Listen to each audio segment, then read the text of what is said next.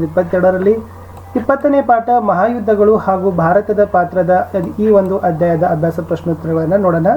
ಇದಕ್ಕಿಂತ ಮೊದಲಿಗೆ ಭಾಗ 1ರ ಎಲ್ಲ ಪಾಠಗಳ ಒಂದು ಹಾಕಿದ್ದೀವಿ. ಭಾಗ 2ರ ಇಲ್ಲಿಯವರೆಗೂ ಕೂಡ 5 ಪಾಠಗಳನ್ನು ಹಾಕಿದ್ದೀವಿ. ಒಂದು ಸಾರಿ ಹೋಗಿ ರಿವೈಸ್ಡ್ ಸಿಲೆಬಸ್ 10ನೇ ತರಗತಿ ಸಮಾಜ ವಿಜ್ಞಾನ ಪ್ರಶ್ನೋತ್ತರ ಅನ್ನೋದನ್ನು ಪ್ಲೇಲಿಸ್ಟನ್ನು ಒತ್ತಿದ್ರೆ ಸಾಕು. ಎಲ್ಲ ಪಾಠಗಳ ಕ್ವಶನ್ ಆನ್ಸರ್ಸ್ಗಳನ್ನು ಪಾಯಿಂಟ್ಸ್ ವೈಸ್ ತುಂಬಾ ಸರಳವಾಗಿ ತಾವುಗಳು ನೆನಪಿಟ್ಕೊಳ್ಳುವ ಹಾಗೆ ನಾವು ಟ್ರಿಕ್ಸ್ನಲ್ಲಿ ಹೇಳಿದ್ದೀವಿ. ಸೊ ವಿಡಿಯೋಗಳನ್ನು ಲೈಕ್, ಶೇರ್ ಹಾಗೂ ಸಬ್ಸ್ಕ್ರೈಬ್ ಮಾಡಲು ಮರೆಯದಿರಿ. ಫಸ್ಟ್ ಟೈಮ್ ವಾಚ್ ಮಾಡ್ತಿದ್ರೆ ಸಬ್ಸ್ಕ್ರೈಬ್ ಜೊತೆಗೆ ಬೆಲ್ ಐಕಾನನ್ನು ಅವಶ್ಯವಾಗಿ ಒತ್ತಿ. ಶುರು ಮಾಡೋಣ. ಮಹಾಯುದ್ಧಗಳು ಹಾಗೂ ಭಾರತದ ಪಾತ್ರ ಪಾಠದ ಅಭ್ಯಾಸ ಪ್ರಶ್ನೋತ್ತರಗಳನ್ನು ಹಿಂದಿ ಮತ್ತು ವಿಜ್ಞಾನದಲ್ಲಿಯೂ ಕೂಡ ಇದೇ ತರಹದ ವಿಡಿಯೋಗಳಿದ್ದಾವೆ, ಅವುಗಳನ್ನು ನೋಡಬೇಕು. ಅಭ್ಯಾಸಗಳು. ಮುಖ್ಯ ಪ್ರಶ್ನೆ 1. ಈ ಕೆಳಗಿನ ವಾಕ್ಯಗಳಲ್ಲಿ ಖಾಲಿ ಬಿಟ್ಟ ಸ್ಥಳಗಳನ್ನು ಸರಿಯಾದ ಪದಗಳಿಂದ ಭರ್ತಿ ಮಾಡಿರಿ. ಪ್ರಶ್ನೆ 1 ಮೊದಲನೇ ಮಹಾಯುದ್ಧವು ಡ್ಯಾಶ್ರಲ್ಲಿ ಅಂತ್ಯಗೊಂಡಿತು ಅಂತ ಇದೆ. 1918 ಅಂತಕ್ಕಂಥದ್ದು ಸರಿಯಾದ ಉತ್ತರ. ಪ್ರಶ್ನೆ 2. ವರ್ಸೆಲ್ ಒಪ್ಪಂದವು ಡ್ಯಾಶ್ರಲ್ಲಿ ಏರ್ಪಟ್ಟಿತ್ತು ಅಂತ ಇದೆ. 1919ರಲ್ಲಿ ವರ್ಸೆಲ್ ಒಪ್ಪಂದ ಏರ್ಪಟ್ಟಿತ್ತು. ಪ್ರಶ್ನೆ 3. ಫ್ಯಾಸಿಸ್ಟ್ ಸರ್ವಾಧಿಕಾರಿಯಾಗಿದ್ದವನು ಡ್ಯಾಶ್ ಅಂತ ಕೇಳಿದ್ದಾರೆ. ಸೊ ಮುಸ್ಲೋನಿ ಅಂತಕ್ಕಂಥದ್ದು ಸರಿಯಾದ ಉತ್ತರ ಬರ್ತದೆ. ಮುಸ್ಲೋನಿ ಫ್ಯಾಸಿಸ್ಟ್ನ ಸರ್ವಾಧಿಕಾರಿ ಆಗಿದ್ದ. ಪ್ರಶ್ನೆ 4. ಜರ್ಮನಿಯಲ್ಲಿ ನಾಜಿ ಪಕ್ಷದ ನಾಯಕನಾಗಿದ್ದವನು ಡ್ಯಾಶ್ ಅಂತ ಇದೆ. ಹಿಟ್ಲರ್ ಅಂತಕ್ಕಂಥದ್ದು ಸರಿಯಾದ ಉತ್ತರ. ಪ್ರಶ್ನೆ 5. ಎರಡನೇ ಮಹಾಯುದ್ಧವು ಡ್ಯಾಶ್ರಲ್ಲಿ ಆರಂಭವಾಯಿತು. 1939 ಸೆಪ್ಟೆಂಬರ್ 1ರಂದು ಎರಡನೇ ಮಹಾಯುದ್ಧ ಆರಂಭ ಆಗಿತ್ತು. 6ನೇ ಪ್ರಶ್ನೆ. ಅಮೆರಿಕಾದ ನೌಕಾ ಕೇಂದ್ರವಾಗಿದ್ದ ಡ್ಯಾಶ್ ಮೇಲೆ ಜಪಾನ್ ದಾಳಿ ಮಾಡಿತು. ಪರ್ಲ್ ಹಾರ್ಬರ್ ಅಂತ ಉತ್ತರ ಇದೆ. ಇದು ಅಮೆರಿಕಾದ ಹೆಸರಾಂತ ನೌಕಾ ಕೇಂದ್ರವಾಗಿತ್ತು ಪರ್ಲ್ ಹಾರ್ಬರ್. ಇದರ ಮೇಲೆ ಜಪಾನ್ ದಾಳಿಯನ್ನು ಮಾಡಿತ್ತು. ಸೊ 7ನೇ ಪ್ರಶ್ನೆ ಇದೆ. ಮೈಸೂರು ಲಾರೆನ್ಸ್ಗಳ ಮುಖ್ಯಸ್ಥರಾಗಿ ಡ್ಯಾಶ್ರನ್ನು ಯುದ್ಧ ಭೂಮಿಗೆ ಕಳುಹಿಸಲಾಗಿತ್ತು. ಸೊ ಬಿ ಚಾಮರಾಜ ಅರಸು ಅಂತಕ್ಕಂಥದ್ದು ಉತ್ತರ ಇದೆ. ಸೊ ಇಷ್ಟು 7 ಪ್ರಶ್ನೆಗಳನ್ನು ಬಿಟ್ಟ ಸ್ಥಳ ಮಾದರಿಯಲ್ಲಿ ಉತ್ತರಗಳನ್ನು ಬರೀಬೇಕಿತ್ತು. ಇನ್ನು ಮುಂದಿನ ಪ್ರಶ್ನೆ. ಈ ಕೆಳಗಿನ ಪ್ರಶ್ನೆಗಳಿಗೆ ಗುಂಪುಗಳಲ್ಲಿ ಚರ್ಚಿಸಿ ಉತ್ತರಿಸಿ. ಪ್ರಶ್ನೆ 1. ಪ್ರಥಮ ಮಹಾಯುದ್ಧಕ್ಕೆ ತತ್ಕ್ಷಣದ ಕಾರಣವನ್ನು ವಿವರಿಸಿರಿ. ಉತ್ತರ. ಜುಲೈ 28ರಂದು ಆಸ್ಟ್ರಿಯಾದ ರಾಜಕುಮಾರ ಆರ್ಕ್ ಡ್ಯೂಕ್ ಫ್ರಾನ್ಸಿಸ್ ಫರ್ಡಿನೆಂಡ್ನ ಹತ್ಯೆ ಆಗ್ತದೆ. ಈ ಘಟನೆ ಪ್ರಥಮ ಮಹಾಯುದ್ಧಕ್ಕೆ ತತ್ಕ್ಷಣದ ಕಾರಣವಾಗ್ತದ ಅಂತಕ್ಕಂಥದ್ದು ಸರಿಯಾದ ಉತ್ತರ. ಸೊ ತಾವಿಷ್ಟೇ ಬರೀಬೇಕು. ಜುಲೈ 28ರಂದು ಆಸ್ಟ್ರಿಯಾದ ರಾಜಕುಮಾರ ಆರ್ಕ್ ಡ್ಯೂಕ್ ಫ್ರಾನ್ಸಿಸ್ ಫರ್ಡಿನೆಂಡ್ನ ಹತ್ಯೆ ಆಗ್ತದೆ. ಇದೇ ಹತ್ಯೆ ಮೊದಲ ಮಹಾಯುದ್ಧಕ್ಕೆ ಪ್ರಥಮ ಮಹಾಯುದ್ಧಕ್ಕೆ ತತ್ಕ್ಷಣದ ಕಾರಣವಾಗಿ ಪರಿಣಮಿಸ್ತದೆ. ಪ್ರಶ್ನೆ 2. ನಾಜಿ ಸಿದ್ಧಾಂತವು ಜರ್ಮನಿಯನ್ನ ಹಾಳು ಮಾಡಿತು, ಹೇಗೆ ವಿವರಿಸಿರಿ. ಉತ್ತರ. ಹಿಟ್ಲರ್ ನಾಜಿ ಸಿದ್ಧಾಂತದ ಪ್ರತಿಪಾದಕನೂ ಆಗಿದ್ದ. ಮುಂದೆ ಈ ನಾಜಿ ಸಿದ್ಧಾಂತದ ಪ್ರಕಾರ ಜಗತ್ತಿನಲ್ಲಿ ಆರ್ಯ ಜನಾಂಗವೇ ಶ್ರೇಷ್ಠ ಅಂತ ವಾದ ಪ್ರಬಲವಾಗಿ ಬೆಳೆಸಿದ. ಜಗತ್ತಿನ ಆಳ್ವಿಕೆ ಮಾಡಲು ಕೇವಲ ಜರ್ಮನರು ಮಾತ್ರ ಯೋಗ್ಯರು, ಉಳಿದ ಜನಾಂಗಗಳು ಕೇವಲ ಆಳಿಸಿಕೊಳ್ಳಲು ಮಾತ್ರವೇ ಯೋಗ್ಯರು ಅಂತಕ್ಕಂಥ ಪರಿಕಲ್ಪನೆ ಮೂಡಿಸಿದ. ಮುಖ್ಯವಾಗಿ ಈ ಸಿದ್ಧಾಂತ ಜನಾಂಗೀಯ ದ್ವೇಷವನ್ನು ಪ್ರಸಾರ ಮಾಡ್ತದೆ. ಇಲ್ಲಿ ಜನರಲ್ಲಿ ಭೀತಿಯನ್ನು ಹುಟ್ಟಿಸ್ಲಿಕ್ಕೆ ಬೂದು ಅಂಗಿದಳ ಅಂತಕ್ಕಂಥ ಒಂದು ಕ್ರೌರ್ಯ ಪಡೆಯನ್ನು ರಚಿಸಿಬಿಡ್ತಾರೆ. ಮುಖ್ಯವಾಗಿ ಸಾಮೂಹಿಕ ಕೊಲೆ ಮತ್ತು ನರಭೇದಗಳು ನಡೀತಾವ.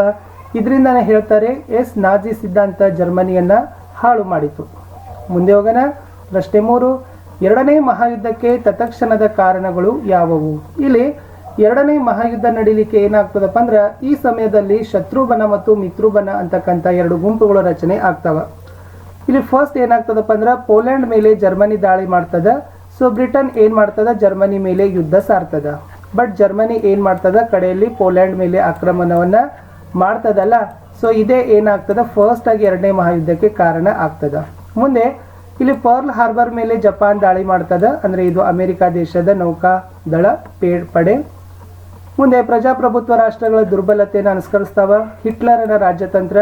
ಈ 4 ಅಂಶಗಳು ಏನಪ್ಪಾ ಅಂತಂದ್ರೆ ಎರಡನೇ ಮಹಾಯುದ್ಧಕ್ಕೆ ಕಾರಣವಾದ ಅಂಶಗಳನ್ನು ತಂದು ಕೊಡ್ತದೆ. ಪ್ರಶ್ನೆ 4. ಮೈಸೂರಿನ ಮುಖ್ಯ ಕಮಾಂಡೆಂಟ್ಗಳನ್ನು ಹೆಸರಿಸಿ. ಇಲ್ಲಿ ವಿಶೇಷವಾಗಿ A.T. ತ್ಯಾಗರಾಜ್ ಅಂತ ಬರ್ತಾರೆ. ಮುಂದೆ A. Lingaraj Aras, Subbaraj Aras, B.P. Krishna Aras, Veer ತುರಾಕ್ Ali, Sardar Bahadur, B. Chamaraj Aras. ಇವರೆಲ್ಲ ಏನಪ್ಪಾ ಅಂತಂದ್ರೆ ಮೈಸೂರಿನ ಮುಖ್ಯ ಕಮಾಂಡೆಂಟ್ಗಳೇ ಆಗಿದ್ದಾರೆ. ಪ್ರಶ್ನೆ 5ಕ್ಕೆ ಹೋಗೋಣ. ತೀನ್ ಮೂರ್ತಿ ಚೌಕ ಎಲ್ಲಿದೆ ಅಂತ ಕೇಳಿದ್ದಾರೆ. ನೆನಪಿಟ್ಕೊಡ್ರಿ, ಇದು ದೆಹಲಿಯಲ್ಲಿನೇ ಇದೆ. ಮುಂದಿನ ಪ್ರಶ್ನೆ 6. ಭಾರತದ ಸಂಪನ್ಮೂಲಗಳನ್ನು ಬ್ರಿಟನ್ ಹೇಗೆ ಎರಡನೇ ಮಹಾಯುದ್ಧದಲ್ಲಿ ಉಪಯೋಗಿಸಿಕೊಂಡಿತು ಅಂತ ಇದೆ. ಉತ್ತರ ನೋಡೋಕ್ಕಿಂತ ಮುಂಚೆ ಇದೇ ತರಹದ ಒಂದು ವಿಡಿಯೋಗಳನ್ನು ಎಲ್ಲ ಪಾಠಗಳ notes, question answers, model question paper, passing package ಮತ್ತು ಸ್ಕೋರಿಂಗ್ ಪ್ಯಾಕೇಜ್ಗಳು ಇದಾವೆ. ಒಂದ್ಸಾರಿ ತಾವುಗಳು ಹೋಗಿ ನಮ್ಮ ಚಾನಲ್ನ ಪ್ಲೇಲಿಸ್ಟ್ ಲಿಂಕ್ಗಳಿಗೆ ಹೋಗಿ ಭೇಟಿ ಕೊಡಿ. ಸೊ ಅಲ್ಲಿ ವಿಡಿಯೋಗಳನ್ನು ವೀಕ್ಷಿಸಿ ಅಂತ ಹೇಳ್ತಾ, ಸೊ ಏನಾದರೂ ಡೌಟ್ ಅನಿಸಿದರೆ ಕಮೆಂಟಲ್ಲಿ ಸಹಿತನೂ ತಾವುಗಳು ಪಿನ್ನನ್ನು ಮಾಡ್ಬೋದು. ಸೊ ಉತ್ತರ ನೋಡೋಣ ಏನಿದೆ ಅಂತಕ್ಕಂಥದ್ದನ್ನು. ಇಲ್ಲಿ ಭಾರತೀಯ ಕೃಷಿ ವಸ್ತು ಮತ್ತು ಕೈಗಾರಿಕಾ ಪದಾರ್ಥಗಳನ್ನು ಬ್ರಿಟನ್ ಏನಾಗ್ತದಪ್ಪ ಅಂದ್ರೆ ಸಮರ್ಥವಾಗಿ ಉಪಯೋಗ ಮಾಡ್ಕೊಳ್ತದ. ಮುಖ್ಯವಾಗಿ ಇಲ್ಲಿರ್ತಕ್ಕಂಥ ಆರ್ಡಿನೆನ್ಸ್ ಕಾರ್ಖಾನೆಗಳನ್ನು ಮೇಲ್ದರ್ಜೆಗೇರಿಸ್ತಾರೆ, ಹೊಸ ತಂತ್ರಗಾರಿಕೆಯನ್ನು ಅಳವಡಿಸಿಕೊಳ್ತಾರೆ, ಗುಣಾತ್ಮಕ ಮತ್ತು ದೊಡ್ಡ ಗಾತ್ರದ ಉತ್ತಮ ಯುದ್ಧ ಸಾಮಗ್ರಿಗಳ ಉಪಯೋಗ ಸೊ ಬ್ರಿಟನ್ ದೇಶ ಭಾರತದಿಂದ ಪಡೆದುಕೊಂಡಿತು ಅಂತ ಏನು ಮಾಡ್ತಾರೆ ಹೇಳ್ತಾರೆ. ಸೊ ಇಷ್ಟಿತ್ತು 10ನೇ ತರಗತಿಯ 20ನೇ ಪಾಠ ಮಹಾಯುದ್ಧಗಳು ಮತ್ತು ಭಾರತದ ಪಾತ್ರ. ಸೊ ತಾವುಗಳು ನೋಡಬೇಕು, ಯಾಕಂದ್ರೆ ತುಂಬಾ ಇದರಿಂದ ಆನ್ಸರ್ಸ್ಗಳು ನಿಮ್ಮ ಎಕ್ಸಾಮಿನೇಷನ್ನಲ್ಲಿ ಬೆನಿಫಿಟ್ ಆಗಿ ಬರ್ತಾವೆ. ಸೊ ಅದೇ ಕಾರಣಕ್ಕಾಗಿ ನಾವು ನಿಮಗೆ ಪದೇ ಪದೇ ಹೇಳ್ತಕ್ಕಂಥದ್ದು. ಸೊ ದಯಮಾಡಿ ವಿಡಿಯೋಗಳನ್ನು ಲೈಕ್, ಶೇರ್ ಹಾಗೂ ಸಬ್ಸ್ಕ್ರೈಬ್ ಮಾಡಲು ಮರೆಯದಿರಿ ಅಂತ. ಇಲ್ಲಿ ಹಿಂದಿ ಮತ್ತು ಸಮಾಜ ವಿಜ್ಞಾನದಲ್ಲಿದ್ದಾವೆ. ವಿಶೇಷವಾಗಿ ನಾವು ಹಿಂದಿಯಲ್ಲಿ ಟಾರ್ಗೆಟ್ 80 ಅಂತಕ್ಕಂಥ ಹೊಸ ಸೀರೀಸನ್ನು ಪ್ರಾರಂಭ ಮಾಡಿದ್ದೀವಿ. ಕನ್ನಡದಲ್ಲಿ ಗುರಿ 100 ಅಂತಲೂ ಕೂಡ ಸ್ಟಾರ್ಟ್ ಮಾಡಿದ್ದೀವಿ. ಭಾಳಷ್ಟು ರೀತಿಯಾಗಿರ್ತಕ್ಕಂಥ ಇಂಪಾರ್ಟೆಂಟ್ ಇದಾವೆ. ಸೊ ನಿಮಗೆ ಗ್ಯಾರಂಟಿ ಡೆಫಿನೆಟ್ ಆಗಿ ಸ್ಕೋರನ್ನು ತಂದು ಕೊಡ್ತಾವೆ. ಸೊ ತಾವೆಲ್ಲರೂ ಕೂಡ ವಿಡಿಯೋಗಳನ್ನು ವೀಕ್ಷಿಸಬೇಕು. ವ್ಯೂಸ್ ಅಂತೂ ಭಾಳ ಬರ್ತಾವೆ, ನಾವು ವ್ಯೂಸ್ಗಳಿಗೆ ಥ್ಯಾಂಕ್ಸ್ ಹೇಳಲೇಬೇಕು. ಬಟ್ ಎಲ್ಲೋ ಲೈಕು ಶೇರು ಏನಾಗ್ತಾವಪ್ಪ ಅಂತಂದ್ರೆ ಕಡಿಮೆ ಅನ್ನಿಸ್ತಾವೆ. ಸೊ ಆ ಕಾರಣಕ್ಕಾಗಿ ನಾವು ವಿದ್ಯಾರ್ಥಿಗಳಿಗೆ ಪದೇ ಪದೇ ಹೇಳ್ತಕ್ಕಂಥದ್ದು. ಸೊ ಪ್ಲೀಸ್ ದಯಮಾಡಿ ನಮ್ಮ ವಿಡಿಯೋಗಳನ್ನು ತಾವೇನು ಮಾಡಬೇಕಪ್ಪ, ಲೈಕ್ ಮಾಡಬೇಕು, ಹೆಚ್ಚು ಶೇರ್ ಮಾಡಬೇಕು. ನಮ್ಮದೇ ಒಂದು ಟೆಲಿಗ್ರಾಮ್ ಗ್ರೂಪ್ ಅದ, ಸ್ಟಡಿ ವಿತ್ ಪರಶುರಾಮ್ ಅಂತ. ಟೆಲಿಗ್ರಾಮ್ ಗ್ರೂಪ್ನ ಜಾಯ್ನ್ ಆಗ್ತಕ್ಕಂಥ ಲಿಂಕನ್ನು ವಿಡಿಯೋದ ಡಿಸ್ಕ್ರಿಪ್ಷನ್ ಬಾಕ್ಸ್ನಲ್ಲಿ ಹಾಕಿದ್ದೀನಿ. ಸೊ ನೀವುಗಳು ಕೂಡ ಬಂದು ಅಲ್ಲಿ ಜಾಯ್ನ್ ಆಗಿ ಅಂತ ಹೇಳ್ತಾ, ಸೊ ಮತ್ತೆ ತಮಗೆ ಏನಾದರೂ ಡೌಟ್ ಅನಿಸಿದರೆ, ವಿಶೇಷವಾಗಿ ನಾವು ಎಲ್ಲ ಬಗೆಯ ಒಂದು ವಿಡಿಯೋಗಳನ್ನು ಅಪ್ಡೇಟ್ಗಳನ್ನು ಮಾಡ್ತಾನೆ ಇದ್ದೀವಿ. ಸೊ ತಾವುಗಳು ಏನು ಮಾಡಬೇಕು, ಆ ವಿಡಿಯೋಗಳನ್ನು ವೀಕ್ಷಿಸಬೇಕು.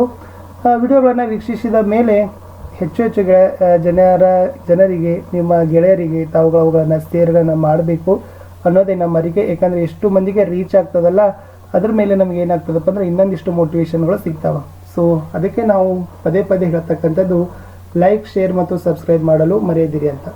ಸೊ ಮತ್ತೆ ನಾನು ನಿಮಗೆ ಸಿಗ್ತೀನಿ ಹೊಸ ಪಾಠಗಳ ವಿಡಿಯೋಗಳಲ್ಲಿ. ದಯಮಾಡಿ ವಿಡಿಯೋಗಳು ತುಂಬಾ ಇದ್ದಾವೆ, ರಿಸಲ್ಟ್ ಡೆಫಿನೆಟ್ಲಿ ಆಗ್ತದೆ, ಹೆಚ್ಚಾಗ್ತದೆ. ಸೊ ಬಟ್ ತಾವೇನು ಮಾಡಬೇಕು,